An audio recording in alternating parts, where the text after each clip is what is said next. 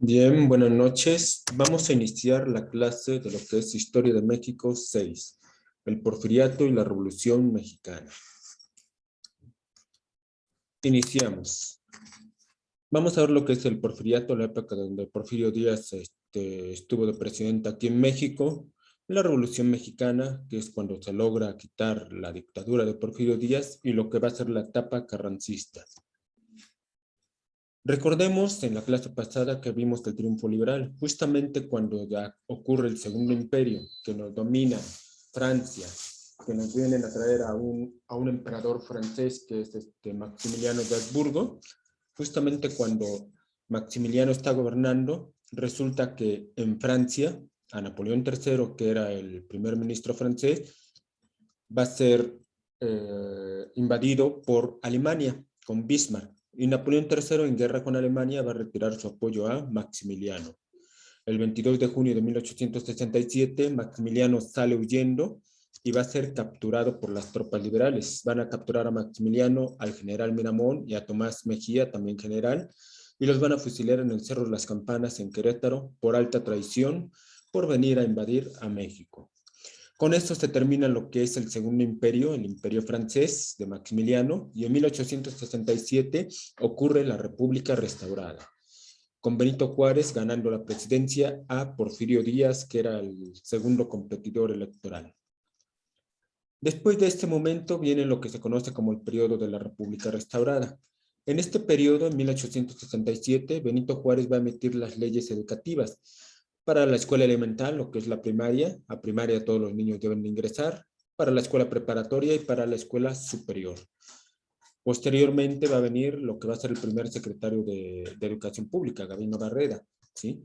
En 1867, Gabino Barreda funda la Escuela Nacional Preparatoria, lo que va a ser la normal de maestros, ¿sí? Con la filosofía del positivismo de Augusto Comte. De ahí van a venir la preparación para las nuevas carreras. Y en 1871 va a haber elecciones. Va a competir Porfirio Díaz contra Benito Juárez y Benito Juárez gana nuevamente la presidencia de la República. Porfirio Díaz pierde. Esto va a provocar que Porfirio Díaz no esté de acuerdo porque Benito Juárez ya tenía buen tiempo en la presidencia y volvió a ganar. Entonces, Porfirio Díaz va a emitir el Plan de la Noria. En 1871, Porfirio Díaz lanza el Plan de la Noria contra Benito Juárez. En este plan reclama la no reelección, ¿sí? Y el plan fracasa, ¿sí? Nadie lo toma en cuenta. Benito Juárez fue el gran héroe que logró quitar a los invasores franceses, a pesar de que contó con Porfirio Díaz como uno de los generales que ganó batallas, se queda Benito Juárez. Sin embargo, el 18 de junio de 1872, un año después, muere Benito Juárez de una serie de ataques al corazón a los 66 años de edad. Tenía angina de pecho, algunos leyendas mencionan que fue envenenado por las personas conservadoras que querían, por la misma iglesia, otros mencionan que fue de pulmonía. El chiste es que se nos muere el 18 de julio del 72. Y por ley se queda en julio del 72 un gobierno democrático de Sebastián Lerdo de Tejada. Por ley, Sebastián Lerdo de Tejada, que es vicepresidente, se queda como presidente. Posteriormente surgirá lo que va a ser lo que es el ferrocarril. En 1873 se inaugura la línea de ferrocarril México-Veracruz y en ese entonces el peso estaba igual que el dólar. Un peso era igual a un dólar. Teníamos líneas ferroviarias y demás. Propiamente en la época de Benito Juárez y en la época de Sebastián Lerdo de Tejada es cuando se empieza a revitalizar la República, ¿sí? Se empiezan a generar ya las condiciones para un mayor progreso. En 1876 vuelven a haber elecciones y Sebastián Lerdo de Tejada resulta ganador para la presidencia con 7.536 votos a favor contra 368 votos de José María Iglesias. De ahí en 1876 Porfirio Díaz va a lanzar el plan de Tuxtepec.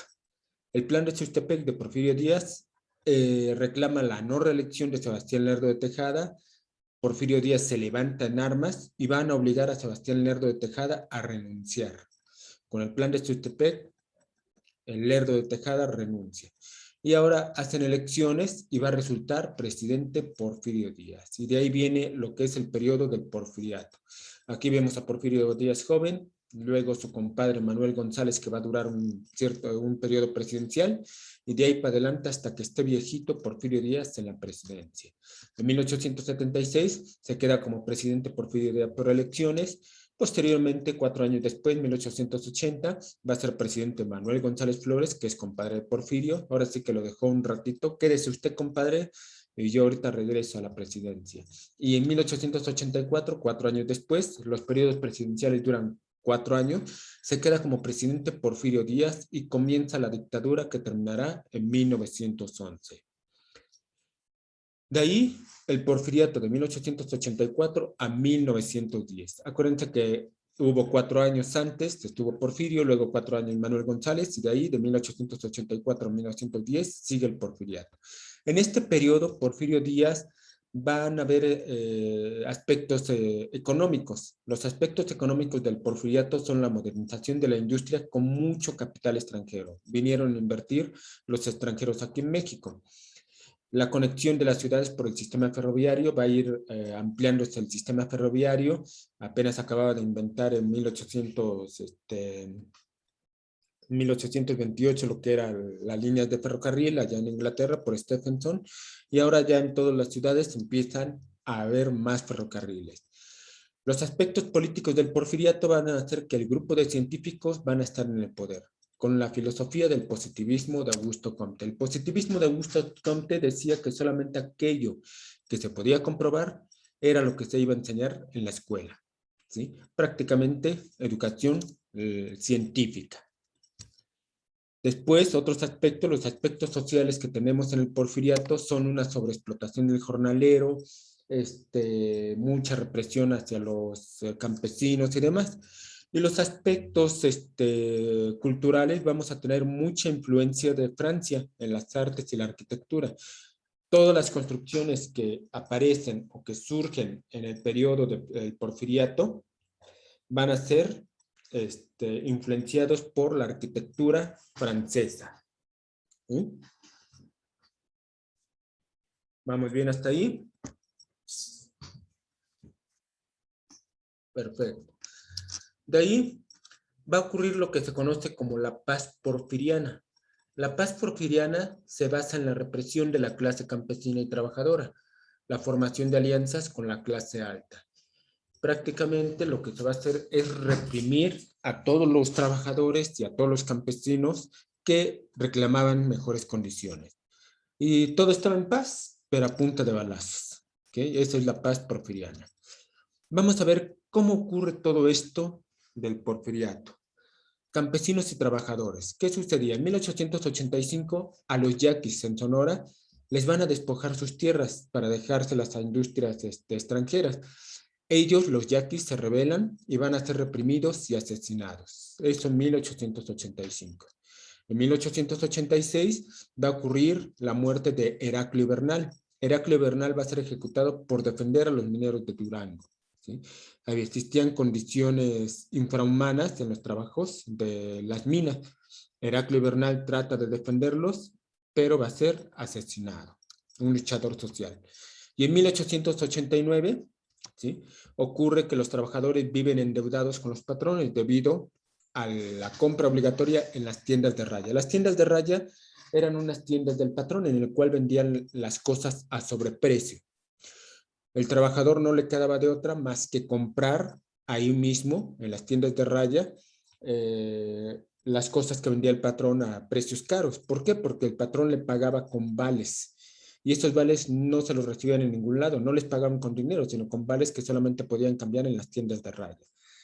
Como no les alcanzaba, el patrón con toda su amabilidad les decía, no te alcanza, no te preocupes, yo te fío y me lo pagas con horas extras. Y las horas extras se pagaban sencillas. Entonces estaban sobreexplotados los trabajadores. Seguimos con las situaciones de represiones indígenas. En 1891, si se fijan, apenas llevamos 5 años de gobierno de Porfirio Díaz y hay asesinatos de yaquis, asesinatos de luchadores sociales. Y en 1881 matan a campesinos de Tomochic, en Chihuahua. Igual, Ellos se rebelan porque no quieren dejar sus tierras, van a construir presas, van a construir lugares o industrias en estas tierras y los matan. En el año de 1900 va a ocurrir la batalla de Mazocova, en la cual va a haber otra matanza de yaquis, mujeres y niños van a ser prisioneros y los manda a Yucatán a trabajos forzados. Matan prácticamente a todos los hombres yaquis y los sobrevivientes, que son mujeres y niños, se los llevan como esclavos a trabajos forzados a las haciendas enequeneras de Yucatán. De ahí van a surgir otros luchadores sociales, como fueron los hermanos Flores Magón. Los hermanos Flores Magón, Jesús, y Ricardo y Ángel Flores Magón, van a fundar en el año de 1900 el periódico Regeneración. Y en ese periódico Regeneración van a hacer mención de todas las atrocidades que está cometiendo Porfirio Díaz. Huelga de Cananea. Justamente en el año de 1904, Porfirio Díaz, en otra reelección, ahora hasta aumenta el periodo de presidencial a 6 años. En 1904, cada 4 años eran elecciones y dice, no, siempre me estoy quedando. Entonces, para que no sean tantos, 6 años más. En 1905 ocurre que Justo Sierra funda el Ministerio Especial para la Educación Pública. Ahí vemos a Justo Sierra, lo que va a ser el inicio de la Secretaría de Educación Pública. Y el 1 de junio de 1906 ocurre la huelga minera de Cananea, en Sonora. Estos mineros van a ser reprimidos y asesinados. Aproximadamente 200 mineros muertos. ¿Sí? ¿Por qué? Porque querían mejores condiciones y ahí es donde surge la famosa frase de en caliente. La dice Porfirio Díaz. Le dicen, don Porfirio, se están sublevando los mineros y mátenlos en caliente. ¿Sí? Mandaba el ejército y los reprimía a punta de balazos. Eso era el porfiriato. Huelga de Río Blanco. En 1906 va a surgir lo que va a ser el partido de los hermanos Flores Magón, el Partido Liberal Mexicano. Ellos van a ser perseguidos, van a matar a Ángel Flores Magón, a Jesús Flores Magón, Ángel sale exiliado y Ricardo Flores Magón encarcelado. ¿Sí? Ellos forman el Partido Liberal Mexicano. Ellos son extremistas, dicen. Porfirio Díaz no se va a ir del poder hasta que lo saquemos a balazos. ¿Sí? ¿Por qué? Porque está todo el poder que tiene, todos los militares a su favor, todas las industrias y simplemente están sobreexplotando a los trabajadores.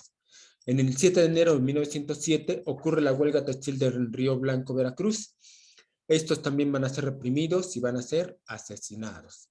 Porfirio Díaz está mandando al ejército para controlar todos los brotes sociales que están surgiendo en el país. En ese periodo va a venir un periodista de Estados Unidos. El 3 de marzo de 1908 se va a dar una entrevista, la entrevista Díaz-Clearman. Clearman va a entrevistar a Porfirio Díaz y Porfirio Díaz va a platicar y va a decir, bueno, tuve que hacer esto. Oiga, don Porfirio ya tiene muchos años en el poder. Pues sí, pero fue necesario, veníamos de una guerra contra los franceses y demás. Y va a decir, va a declarar, pero ya México está preparado para la democracia. Al mencionar esto, todos entendieron que ya iba a dejar la presidencia. Sin embargo, los Flores Magón sabían que no iba a ser. Decían, va a cometer otra vez fraude.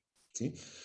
Al decir que ya México está preparado para la presidencia, va a surgir el Partido Antirreeleccionista, fundado por Francisco I. Madero en 1906. En 1909 se funda el Partido Nacional Antirreeleccionista, el cual va a postular a Francisco I. Madero para presidente.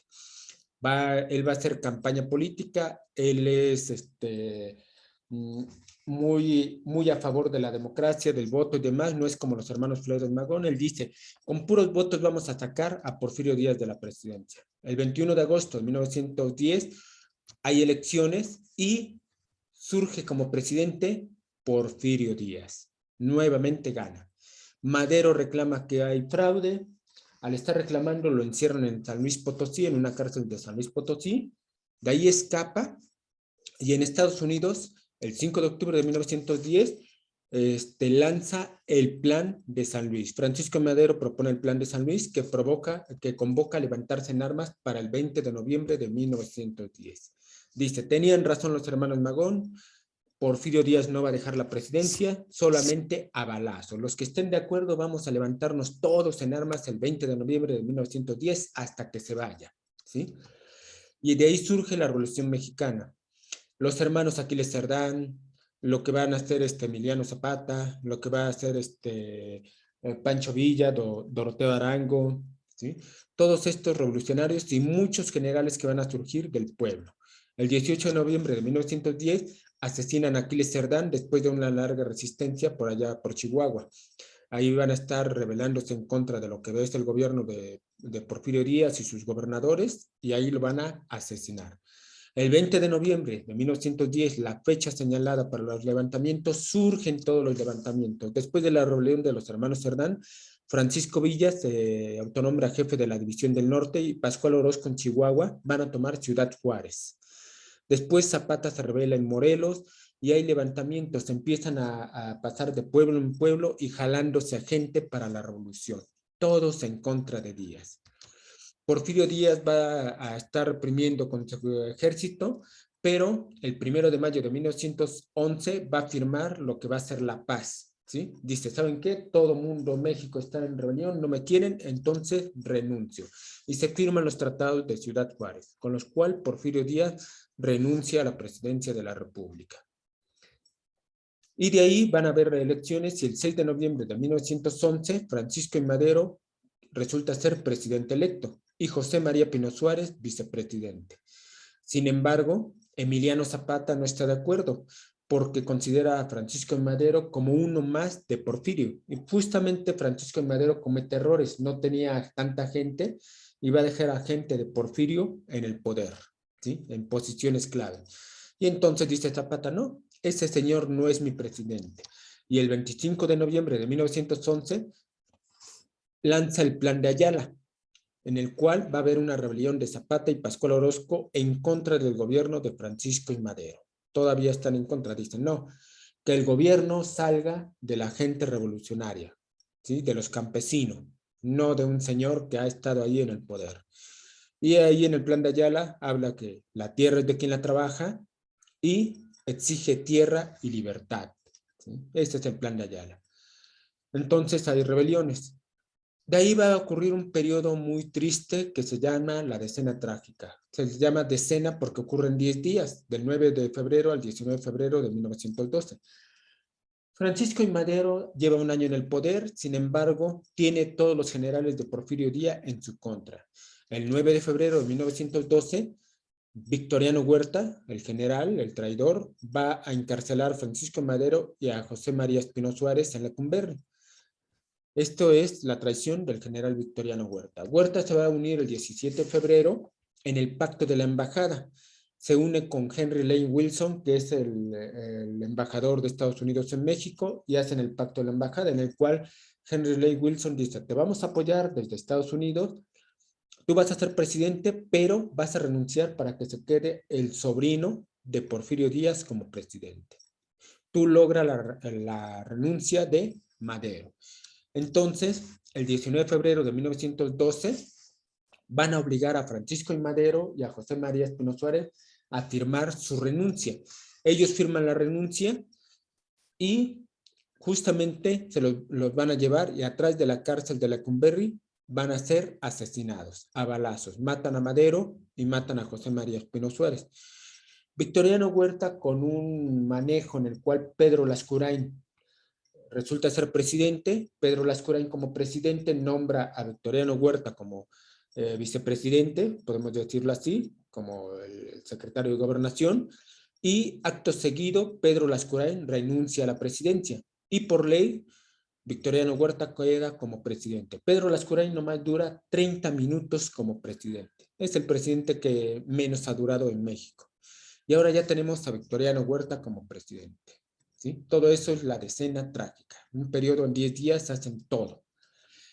Con la muerte de Madero y José María Pino Suárez van a haber más levantamientos, en el cual don Venustiano Carranza va a lanzar el Plan de Guadalupe. El 26 de marzo de 1913 surge el Plan de Guadalupe por Venustiano Carranza, en el cual desconoce a Huerta y llama a levantarse en armas en contra de el traidor Victoriano Huerta. Victoriano Huerta no va a durar mucho en el poder y el 13 de agosto de 1914 va a firmar los tratados de Teoloyucan, ¿sí? En el cual se rinde Huerta y Venustiano Carranza se autonombra presidente del Poder Ejecutivo y va a nombrar a Álvaro Obregón como jefe del Ejército del Pueblo. Huerta va a ser encarcelado y Huerta va a morir de cirrosis en la cárcel. Le gustaba beber mucho, algo así como Calderón. Ahora, el 1 de octubre de 1914 va a haber la Convención Revolucionaria de Aguascalientes. En esa convención revolucionaria se unen todos los generales de la Revolución Mexicana, los generales que estuvieron en el levantamiento en contra de Porfirio Díaz, y ahí se va a nombrar a presidente Eulalio Gutiérrez. Entonces tenemos dos presidentes, el presidente don Venustiano Carranza y el presidente Eulalio Gutiérrez, ¿sí? Que va a estar el de la convención, los apoyan los generales. Sin embargo, Eulalio Gutiérrez va a ir perdiendo poco a poco fuerza, ¿sí? Va perdiendo apoyo y el que va ganando cada vez más fuerza va a ser don Venustiano Carranza. ¿Por qué? Porque tiene un ejército que es del pueblo, tiene una idea y sobre todo tiene una constitución. Mientras tanto, se da el Pacto de Xochimilco. El 4 de diciembre de 1914 ocurre el Pacto de Xochimilco. Van a haber acuerdos entre Francisco Villa y Zapata, en el cual dicen, vamos a apoyar a Eulalio Gutiérrez como presidente y ninguno de nosotros se va a sentar en la silla presidencial, ¿sí? O sea, no van a ser presidente. Mientras tanto, Álvaro Obregón y Venustiano Carranza luchan contra el ejército constitucionalista en contra de los revolucionarios. De 1914 a 1916, Carranza y Obregón forman el ejército federal contra Zapata, Villa y Orozco. Y van a estar luchando en una de esas batallas en contra de Francisco Villa. Álvaro Obregón va a perder su brazo izquierdo de una granada que le estalla, ¿sí? También en 1914 en el mundo estalla la Primera Guerra Mundial. Y en ese periodo, por el año 1916, va a haber el telegrama Sherman, en el cual Alemania solicitaba a México que los apoyara en la guerra, ¿sí? Sin embargo, Venustiano Carranza le menciona a Estados Unidos que, ¿sabes qué? El presidente Sherman de Alemania quiere que me una, el general Sherman, pero vamos a apoyar a Estados Unidos. Entonces, Estados Unidos va a brindar apoyo a Venustiano Carranza. Y va a surgir la Constitución el 5 de febrero de 1917, la Constitución Política Mexicana. Va a ser con carácter federal y va a ser promulgada por Venustiano Carranza.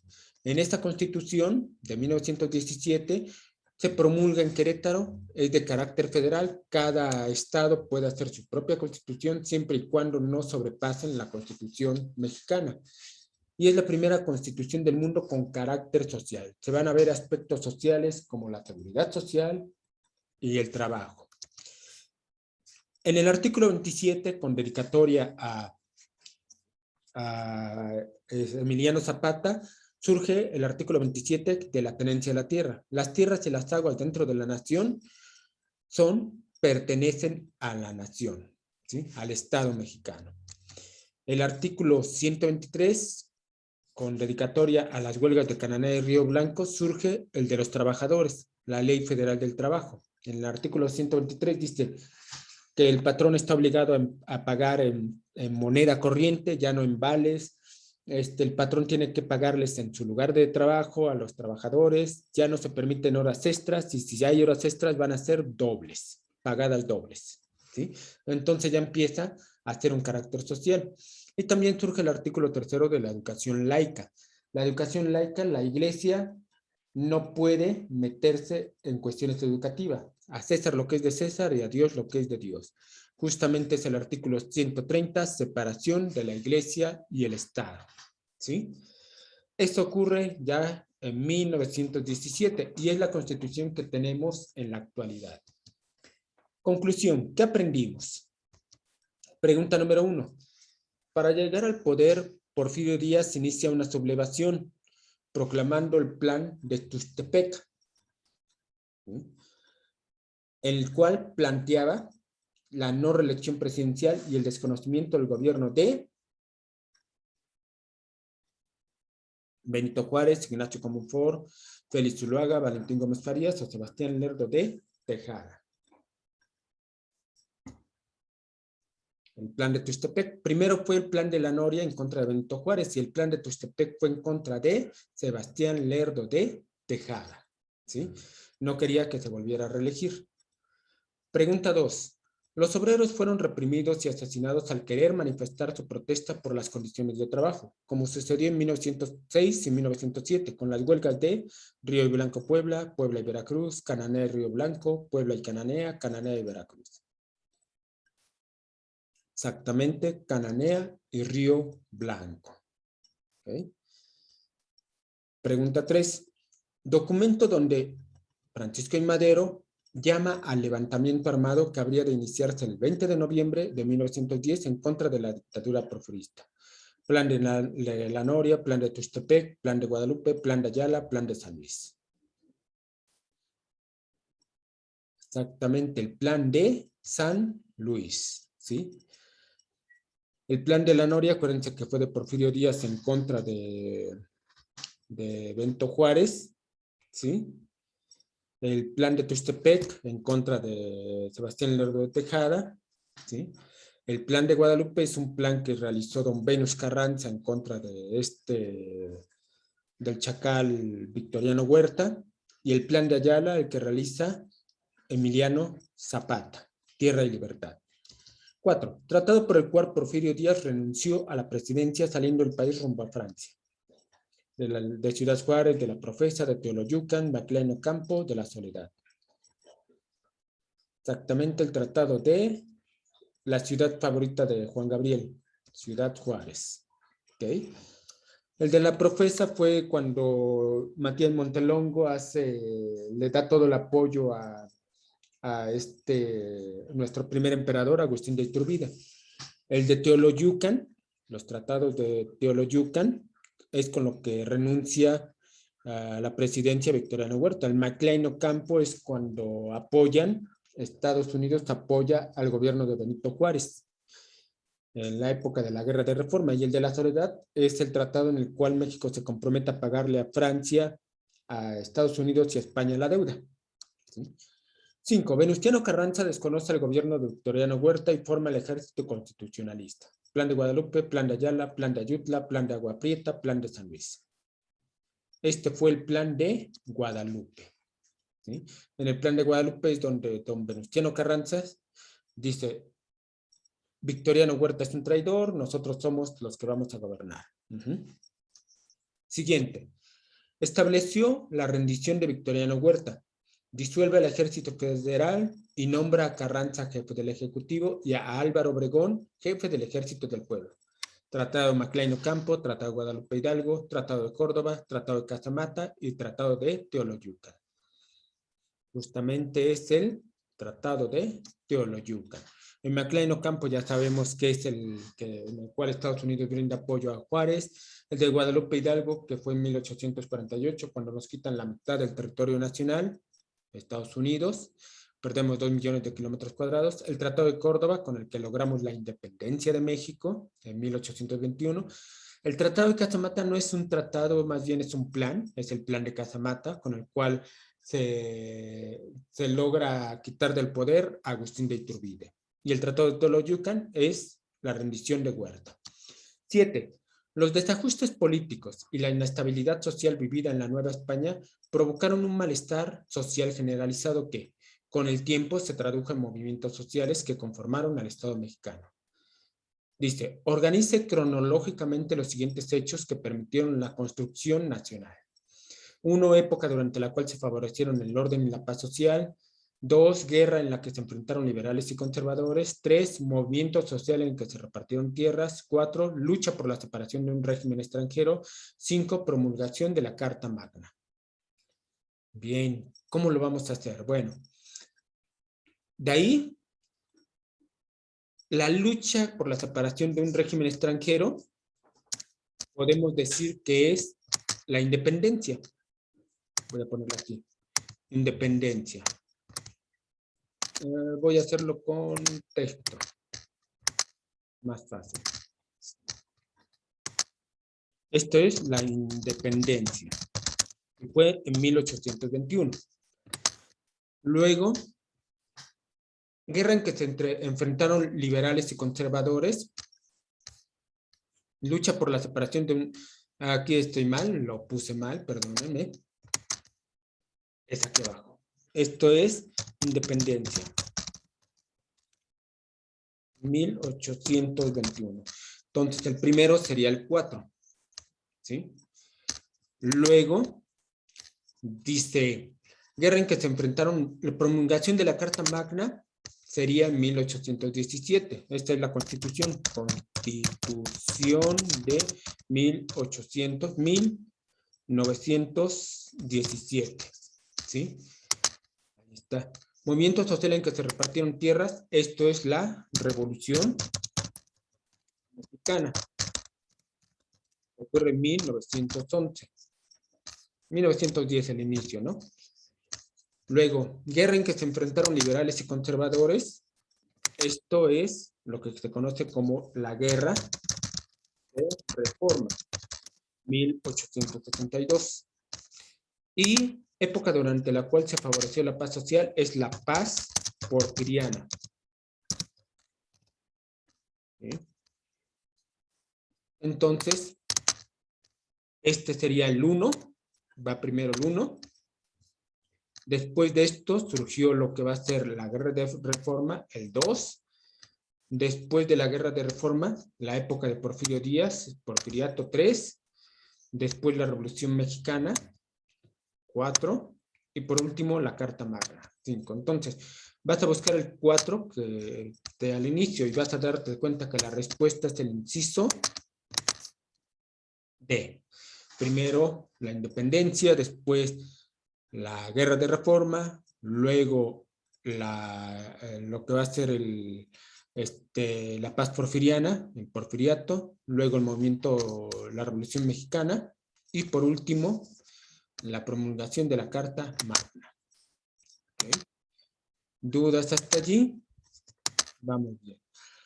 8. El autor del Plan de la Noria fue Porfirio Díaz, Santos Degollado, Antonio Escandón, Guillermo Prieto, Félix Zuluaga. El Plan de la Noria fue de Porfirio Díaz en contra de Benito Juárez. 9. ¿Quién introdujo el positivismo en México? Fue Joaquín García y Francisco del Paso y Troncoso, Manuel Peino, Manuel José Otón o Gabino Barreda. Justamente fue Gabino Barreda. ¿Sí? ¿Dudas? ¿Preguntas? Muy bien, muchachos. Con esto terminamos lo que es Historia de México 6. Nos vemos en la siguiente clase. Cuídense.